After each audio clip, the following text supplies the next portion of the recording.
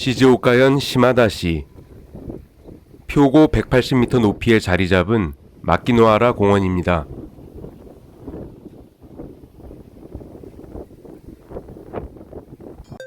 후지산이 보이는 종이라는 의미의 후지미노 가네가 바람에 흔들리며 소리를 내고 있습니다. 날씨가 좋을 때에는 붉은색 하트 사이로 후지산이 보인다고 하는데요. 이날은 비가 내리고 있었기 때문에 안타깝게도 후지산의 절경을 볼 수는 없었습니다.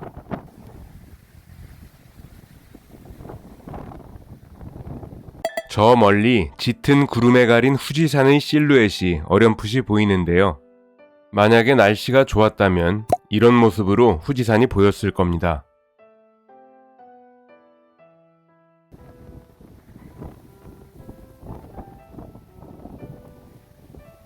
다리 사이를 흐르는 강이 바로 오늘 이야기의 주인공인 오오이강인데요.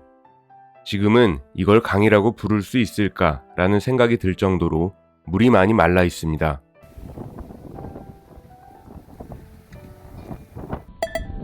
(1834년에) 출간된 우타가와 히로시게의 도카이도 53개 역참마을이라는 우키요의 작품 중 가나야 역참을 그린 그림인데요. 지금 제가 바라보고 있는 방향과 같은 시점에서 그린 작품입니다. 다리도 없고 배를 이용하고 있지도 않고 인부들을 활용해 오오이강을 건너는 모습이 이채롭죠. 도카이도를 활용해 여행을 하는 서민들 또는 산kin코타의 수행을 위해 에도로 향하는 다이묘 행렬이 에도 입성을 앞두고 가장 큰 난관을 만났던 장소가 바로 이 오오이강이었습니다. 유동인구가 엄청났음에도 불구하고 오오이강에 다리가 건설되거나 배를 운항하지 않았던 이유에 대해서는 여러가지 기술적, 군사적 이유 등이 거론되고 있기는 합니다. 하지만 에도시대 후기 오오이강에 인접해 있는 가나야주쿠, 시마다주쿠 두 역참마을에서 1000명에 달하는 인부들이 강을 건너는 일에 종사하고 있었고, 이곳에서 벌어들이는 수익의 상당 부분이 도쿠가와 막부의 상납금으로 흘러들어가고 있었기 때문에 불합리함을 한탄하는 민원이 지속적으로 제기되었음에도 불구하고 막부 입장에서는 굳이 도하 시설을 설치할 이유가 없었을 것입니다. 이 강을 건너 23개의 역참마을을 더 지나면 에도 니혼바시에 도착할 수 있었습니다. 물살이 제법 세네요. 에도 시대가 중기를 넘어가면서 산킨코타의 행렬뿐만 아니라 서민들의 여행 수요도 폭증하였고 오오이강 도하 수요도 함께 증가할 수밖에 없었겠죠. 일반인들은 도착 순으로 인부 어깨 위에 목마를 타고 강을 건너거나 비용을 추가로 지불하고 가마를 활용하기도 했습니다. 다이묘 행렬의 경우 수십만 석 규모의 대형 다이묘들에게 우선순위가 있었습니다. 과중한 업무에 시달리던 도하업자들은 하루 최대 3팀의 다이묘 행렬만 도하할 수 있게 제한해달라고 막부에 건의했고, 결국 이 의견은 받아들여집니다. 오오이강은 물이 깊지는 않지만 물살이 워낙 강해서 강에 대한 경험이 없는 사람이 도하하는 행위는 상당히 위험했다고 하는데요. 실제로 개인이 강을 건너다 사망한 사례도 있다고 합니다. 이러한 상황 때문에 강물 수위가 136cm 정도 되면 가와도메로 불리는 도하 금지령이 떨어졌고, 다이묘라고 할지라도 도하 금지령은 무조건 지켜야만 했습니다. 비가 자주 내리는 지역 특성상 1년에 보통 50일 정도 도하 금지령이 발령되었고, 최장 연속 28일간 도하 금지령이 유지된 기록도 있습니다.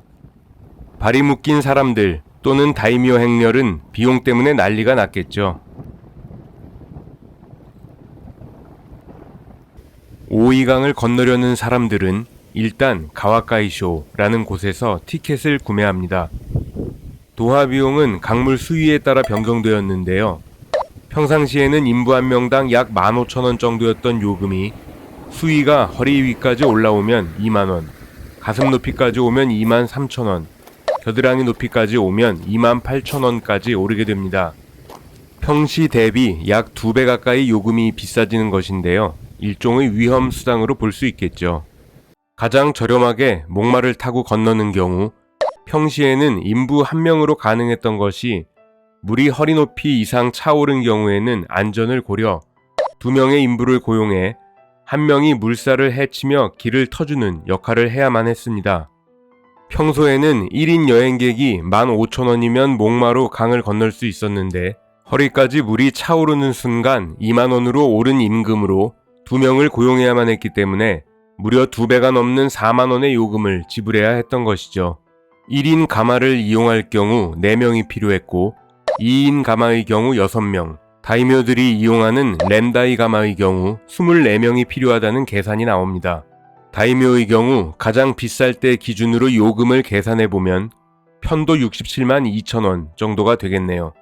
참고로 다이묘용 렌다이 가마는 다이묘가 직접 지참해야 했고 오이강 역참에서는 비용을 받고 인부들만 제공했다고 합니다.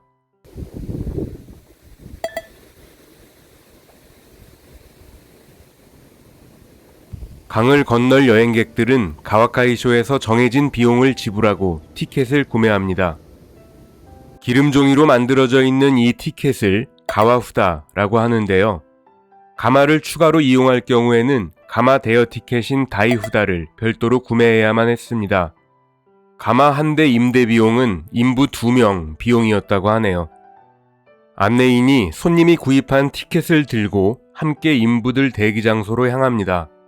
안내인이 인부를 선발해 인부들에게 티켓, 즉 가와후다를 나누어 주면 인부들은 머리 또는 상투에 가와후다를 묶어두는데요. 기름종이이기 때문에 물에 젖을 우려는 없었을 것입니다. 만약 하루에 3번 일을 했다면 머리에는 3개의 가와후다가 묶여 있겠죠. 해가 저물고 도하 업무가 모두 종료되고 나면 관리소장이 대기실로 찾아와 가와후다를 수거하면서 인부들에게 임금을 지급하는 시스템이었습니다. 이때 역참 마을 관리 비용 등의 명목으로 정해진 임금에서 20%를 떼고 지급했다고 합니다.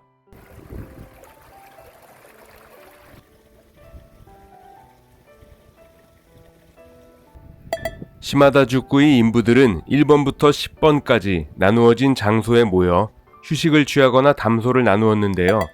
지금은 그중 일부 건물이 남아 있습니다.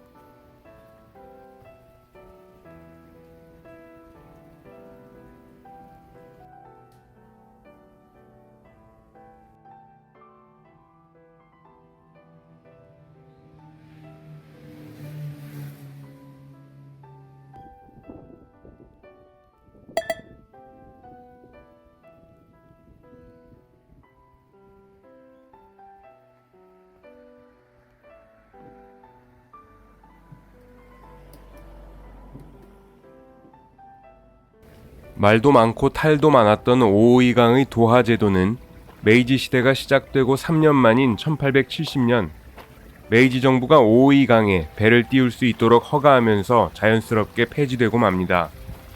메이지 시대는 기득권을 잃은 사무라이들에게만 고통이 강요된 것만은 아니었습니다. 기존 질서를 통해 200년간 생계를 이어가던 1000명에 달하는 오오이강 역참 마을의 서민들도 하루아침에 실직하고 만 것입니다. 에도 시대가 막을 내렸지만 살아남은 마지막 쇼군 도쿠가와 요시노부는 지금의 시즈오카현에 위치한 쓴뿌로 이동하게 되죠. 이때 많은 수의 구막부 가신들이 동행했지만 더 이상 사무라이 신분이 아닌 그들은 먹고 살 길이 막막했습니다. 1860년 가츠 가이슈는 도쿠가와 막부 소속의 군함 간린마루의 선장이자 사절단의 일원으로 미국을 방문하는데요.